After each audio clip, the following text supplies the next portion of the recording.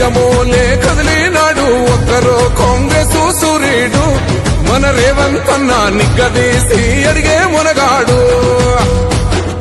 వీడు భూమిన వానైతాడు పీద సాదల ధైర్యం వీడు దొంగ దొరల భరతం పడతాడు మన రేవంత్ అన్న పేద ఇంటికి పండుగ తెస్తాడు సోనియమ్మ దివెనతోని రాహులన్న సైనికుడయ్యి పెద్ద కొడుకై యుద్ధం చెయ్య సిద్ధమాయే రేవంత్ అన్న మూడు రంగుల జెండా పట్టి సింగమోలే కదిలినాడు ఒక్కరో కాంగ్రెస్ సూర్యుడు మన రేవంత్ అన్న నిగ్గదీసి అడిగే మునగాడు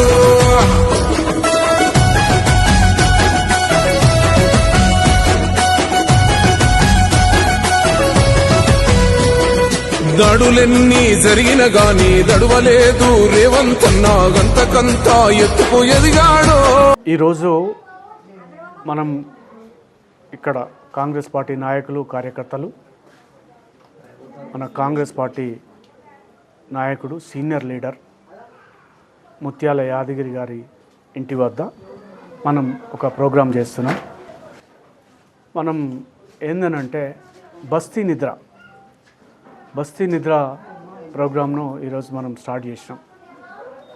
ఈ బస్తీ నిద్ర కార్యక్రమంలో డే అంతా కొంతమంది పనికి పోతారు, డ్యూటీలో పోతారు, జాబ్ చేసుకునే వాళ్ళు ఉంటారు, ఉద్యోగస్తులు ఉంటారు, కలవరు. నైట్ టైంలో అయితే అందరు కలుస్తారు, ఫ్రీగా ఉంటారు, ఏదైనా కష్ట సుఖాలు ఉంటే మాట్లాడవచ్చు అనే విధానంతో ఈరోజు మనం ఇక్కడ రావడం జరిగింది. యాదన్న ఇంట్లో ఈ ప్రోగ్రాం మనం చేస్తున్నాం. విషయం ఏంటంటే మనకు ఇప్పుడు ఎలక్షన్స్ వస్తున్నాయి, by election. Congress party Jubilee hills నియోజకవర్గం నుంచి కాంగ్రెస్ పార్టీ అత్యంత మెజార్టీతోటి గెలిపించుకోవాలని చెప్పేసి మేము ప్రతి కార్యకర్తను కదిలిస్తూ మరి వాళ్ళ ఇంట్లో అక్కడ ఉన్నటువంటి బస్తీ సమస్యలు కానీ ఇతర సమస్యలు ఏమైనా ఉన్నా కానీ తెలుసుకోవడం జరుగుతుంది. అదేవిధంగా నాయకులు కూడా మంచి రేపు భవిష్యత్తులో ఈ పెండింగ్ పనులు ఏమున్నాయి, మరి వర్క్స్ ఇక్కడ ఎట్లా నడుస్తున్నాయి, ఇప్పుడు మహిళలు మా సోదరిమణులు అందరూ చెప్పడం జరిగింది. వాళ్ళ సమస్యలు విని డెఫినెట్గా మేము ఇక్కడ కాంగ్రెస్ పార్టీ రేపు అతి త్వరలో ఎలక్షన్ జరగబోతుంది, బై ఎలక్షన్. ఆ ఎలక్షన్లో కాంగ్రెస్ పార్టీ విజయం సాధిస్తే ఎంతోమంది చూడండి, మహిళలు, పేదవాళ్ళు ఎంతోమంది ఎన్నో ఇబ్బందులు పడుతున్నారు. కొంతమందికి డబుల్ బెడ్రూమ్ రాలేదు ఇక్కడ మేము తెలుసుకున్న లెక్క ప్రకారంగా. కొంతమందికి చాలామంది డ్రైనేజ్ సమస్యలు ఉన్నాయి, వాటర్ సమస్య ఉంది, వాటర్ కూడా ప్రెషర్ రావట్లేదు. అనేక సమస్యలతోటి చాలామంది పాపం బాధపడుతున్నారు. ఇవన్నీ కూడా నేను నోట్ చేసుకొని మరి రేపు కానీ ఎల్లుండి కానీ మేము ఈ ప్రోగ్రాం చేస్తూ అధికారులతోటి మాట్లాడుతూ చిన్న వాళ్ళకి ఇబ్బంది కూడా జరిగింది. ఇంతకుముందు ఇక్కడ ఏదో కొంతమంది రౌడీలు గాంజా తాగడం కానీ మరి మహిళలు ఇటు వస్తూ పోతుంటే రాత్రి వేళలల్లా చాలా ఇబ్బందులు జరిగినాయి. చాలాసార్లు కంప్లైంట్ ఇవ్వడం కూడా వాళ్ళు జరిగింది. దాని మీద కూడా ఒకసారి మేము ఏసీపీ గారితో మాట్లాడతాం.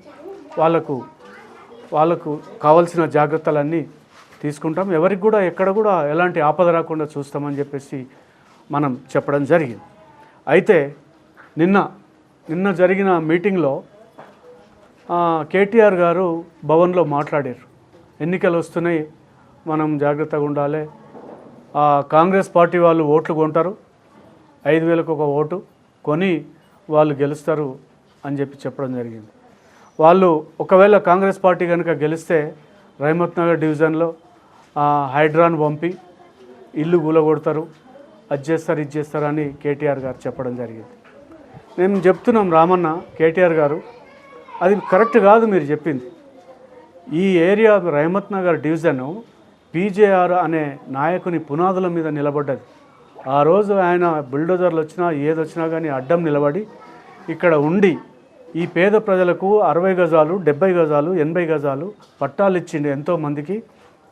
కింద కార్మిక నగర్ నుంచి మొదలు పెడితే సైడ్ 3 వరకు అక్కడ ఉండబడేటువంటి బస్తీలన్నిటి కూడా 24 బస్తీలు, ఆ 25 బస్తీలకు కూడా ఆయన లైట్లు కానీ, రోడ్లు కానీ, డ్రైనేజీలు కానీ ఏ ఉన్నా కానీ ఆ మహానుభావుడు, ఆ పుణ్యాత్ముడు పీజాయర్ గారు మరి అనేక మంది పేదలకు సహాయం చేసి పట్టాలిచ్చి వాళ్ళ గుండెల్లో చిరస్థాయిగా ఉండేటట్టుగా ఆయన ఇక్కడ చేయడం జరిగింది. అందుకే ఇలా అందరు జ్ఞాపకం చేసుకుంటారు. అన్న జనార్దన్ రెడ్డి ఉన్నప్పుడు మంచిగా ఉండే, ఆయన చేసిన రోడ్లే అని ఇప్పుడు మహిళా సోదరి మనం చెప్తారు. కాబట్టి ఇక్కడ రహమత్ నగర్ డివిజన్లో ఎలాంటి ఇబ్బంది రాదు రామన్న. కేటీఆర్ గారు మీరు అన్నట్టు మేము చెప్పడం సరికాదు, కానీ మీ నాయకుడు ఇది ఎందుకంటే మనం చనిపోయిన వాళ్ళ మీద నింద వేయడం కరెక్ట్ కాదు, కానీ ఆయన ఒక ప్లేస్లో, నేను ప్లేస్ చెప్పను, ఎల్లమ్మ గుడి కమాన్ కడితే గుడి కమాన్ను కూలగొట్టించినటువంటి నాయకుడు మీ నాయకుడు. ఎంతమంది బాధపడ్డారు ఆ రోజు. కాబట్టి అలాంటి మీరు హైడ్రా తెస్తారు, మేము మీకు అది చేస్తారు ఇది చేస్తారని మీరు జనాలను భయపెట్టేయడం కరెక్ట్ కాదు. ఇక్కడ కాంగ్రెస్ పార్టీలో దమ్మైన నాయకులు, బలమైన నాయకులు ఉన్నారు. ఎవ్వరికి కూడా ఏ ఇబ్బంది రాదు. ప్రజలు సుఖంగా సంతోషంగా ఉంటారు. ఇక్కడ ఉన్న సిద్ధాంతం ఒకటే, ఇక్కడ అందరూ కలిసిమెలిసి బాయి బాయి రఘుపతి రాఘవ రాజారాం, పతిత పావన सीताराम, ईश्वर अल्लाह तेरो नाम, सबको सन्मति दे भगवान, सबको सन्मति, सबको अच्छा बुद्धि दो, ये गांधी जी का सिद्धांत है. ये वैसा ज़िंदगी जी रहे हैं यहाँ पर. आज नहीं, आज 50 साल 60 साल से यहाँ ज़िंदगी गुजारे से लोग हैं. वैसा लोगों को पकड़ के आप हाइड्रा आता इधर, आप धमकी दे रहे क्या? हाइड्रा से आता बोल के हमको गरीब जनता को आप डरा रहे. आप नहीं, आज हम बोल रहे, हिम्मत से बोल रहे हम. आज कांग्रेस पार्टी किसी को धक्का, इधर चिमटी नहीं मर गया अभी तक. आप हाइड्रा की बात, हाइड्रा किधर है? ఈ రోజు హైడ్రా వచ్చిందనంటే మీరు చూసుకోండి, చెరువులు ఒక ఎక్కడ కూడా హైదరాబాద్ నగరంలో ఒక ఇంచు భూమి కూడా కబ్జా కాలే. అంత బ్రహ్మాండంగా హైడ్రా మెయింటైన్ చేస్తుంది. హైడ్రా ఎక్కడంటే అక్కడ తిరుగుతుంది. ఈ వర్షాలకు మంచిగా ఆ స్ట్రామ్ వాటర్ డ్రైన్స్ దగ్గర, ఈ మాన్యువల్స్ దగ్గర ఎప్పటికప్పుడు మున్సిపల్ సిబ్బంది జాగ్రత్తగా ఉండి ఎక్కడికక్కడ వాటర్ను అండర్ గ్రౌండ్ ద్వారా పంపించడం జరుగుతుంది. ఏదో మనకు తోసింది కదా అని మాట్లాడడం అది కరెక్ట్ కాదు. కేటీఆర్ గారు భవిష్యత్తు ఉంది, మీరు దిగుతారు కదా, రేపు ఎలక్షన్లో దిగుతారు. ఇక్కడ ఉండే సమస్యలకు మేము రెడీ ఉన్నాం. రేపు కార్పొరేటర్ ఎలక్షన్స్ కూడా వస్తున్నాయి. డిసెంబర్ అయిపోతుంది. డిసెంబర్ తోటి మరి కొత్త కార్పొరేటర్లు వస్తారు. ఈ హైదరాబాద్ నగరంలో 100 మంది కార్పొరేటర్లు గెలుస్తారు.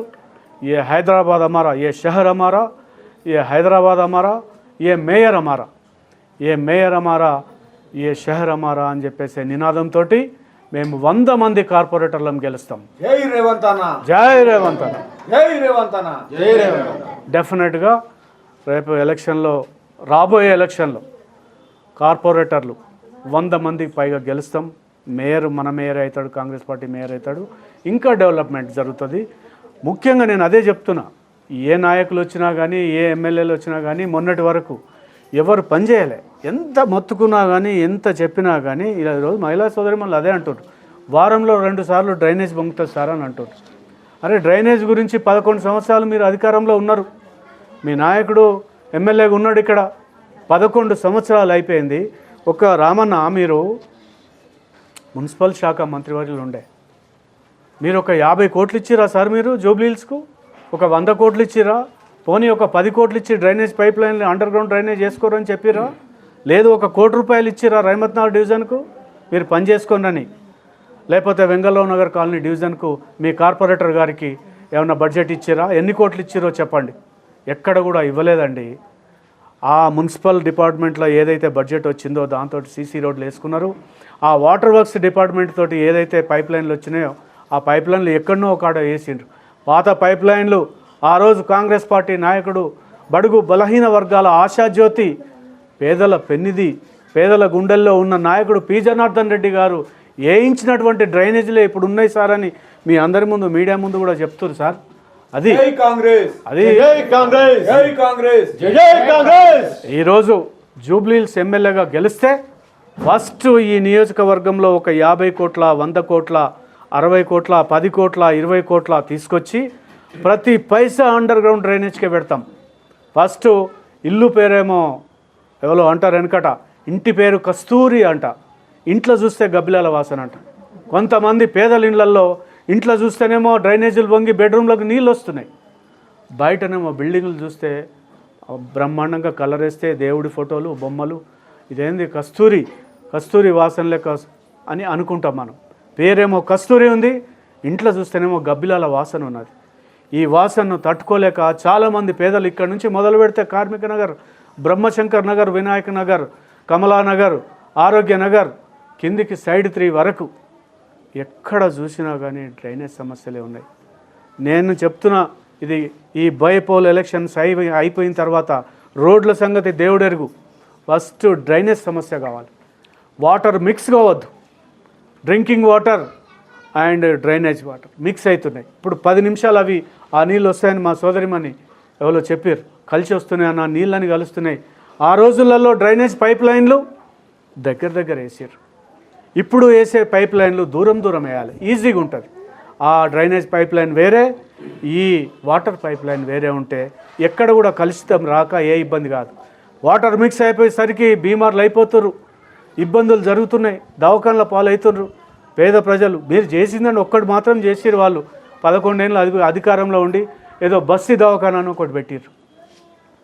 ఆ బస్తీ దవాఖాన ఒకటి నాకు తెలుసు, అంతకుమించి మేము చేస్తాం.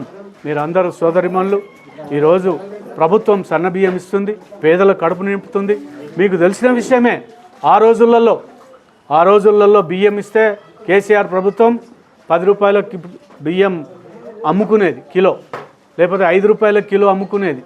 ఎందుకంటే బియ్యం అవి మంచి బియ్యం కావు, అవి దోశలు వేసుకునేది పిండి తీసుకొని. అలాంటి సందర్భం పోయి ఈరోజు పేద ప్రజలు, బడుగు బలహీన వర్గాలు, మేము ఇళ్లలో పోయి తిని చూసినాం. మేము సన్న బియ్యం తెలుసు, ఇక్కడ ఆ రోజు పేపర్లలో కూడా వచ్చింది, టీవీలలో కూడా వచ్చింది. సన్న బియ్యం పేదల కడుపు నిండా ఈరోజు భోజనం చేస్తారు ఆ బియ్యంతో. అదేవిధంగా మహిళా సోదరిమణులు, మరి ఫ్రీ బస్ ఉంది, వాళ్ళ ఖర్చులు తగ్గినాయి కొంతవరకు. ఈరోజు ఫంక్షన్లు అయినా ఏదైనా ఎక్కడికి పోయినా, తల్లిగారింటికి పోయినా, అత్తగారింటికి పోయినా, ఇంకెక్కడికి పోయినా కానీ ఈరోజు ఒక బస్ ఫ్రీ అనేది చాలా పెద్ద కార్యక్రమం. మీరు ఎన్ని పనులు చేసినా, మీరు ఏది చేసినా కానీ ఫెయిల్ అయిపోయినాయి. ఈరోజు బస్ ఫ్రీ కార్యక్రమం బ్రహ్మాండంగా ఒక తోడు, ఒక నీడ, ఒక సేఫ్టీ. ఏ రోజు వాళ్ళ దగ్గర ఒక రూపాయి లేకున్నా కానీ బస్ ఎక్కి మార్కెటింగ్ చేసుకొని కూరగాయలు తెచ్చుకొనో లేకపోతే ఎక్కడికంటే అక్కడ పోయి రాగలుగుతారు. ప్రభుత్వం ఆ రకంగా 1 కోటి మంది మహిళలను కోటీశ్వరులను చేస్తా అని ముఖ్యమంత్రి గారు ఒక వాగ్దానం చేసిండ్రు. ఆ వాగ్దానాన్ని డెఫినెట్గా మేము నిలబెడతాం. మేము స్థానిక నాయకులం, ఇక్కడ ఉంటాం. ఈరోజు బస్తీ ప్రోగ్రాం, బస్తీ నిద్ర అనే ప్రోగ్రాంను మేము స్టార్ట్ చేసినాం. ఈ ప్రోగ్రాంను నియోజకవర్గం అంతా కూడా చేస్తాం. డెఫినెట్గా సమస్యలు తెలుసుకుంటాం. ఇక్కడ కాంగ్రెస్ పార్టీ జెండా ఎగరేస్తుంది, గెలుస్తుంది. డెఫినెట్గా ఇక్కడ ఎమ్మెల్యే గెలుస్తాం. మేము ప్రజా సమస్యల పట్ల డెఫినెట్గా అందరికీ అందుబాటులో ఉండి, ఏ సమస్య వచ్చినా అర్ధరాత్రి కూడా అంటారు సార్ మీరు, కానీ చెయ్యరు అని అంటే అందరూ వేరమ్మా. ఇప్పుడు నడిచే నాయకత్వం వేరే ఉంటుంది. అందరి సంగతి, అందరూ ఖాళీ రిబ్బన్ కటింగ్కి వచ్చి ఆడ ఓపెనింగ్ చేసి మళ్ళీ అక్కడనే కారెక్కేటోళ్ళు కాదు. మేము అట్లా కింది స్థాయి నుంచి పైకి వచ్చినాం. కింది స్థాయి అంటే ఏందో మాకు తెలుసు. కాబట్టి ఎవరు కూడా భయపడే అవసరం లేదు. ఈ కార్యక్రమం ద్వారా మేము చాలా విషయాలు తెలుసుకున్నాం. అందరి కడుపులో ఎంత బాధ ఉండనో, ఎందరి గుండెలు బరువు ఉండనో, ఆ గుండెల బరువు ఏందో చెప్పారు. తప్పకుండా డెఫినెట్గా సక్సెస్ చేస్తాం. అందరికీ ధన్యవాదాలు. Thank you.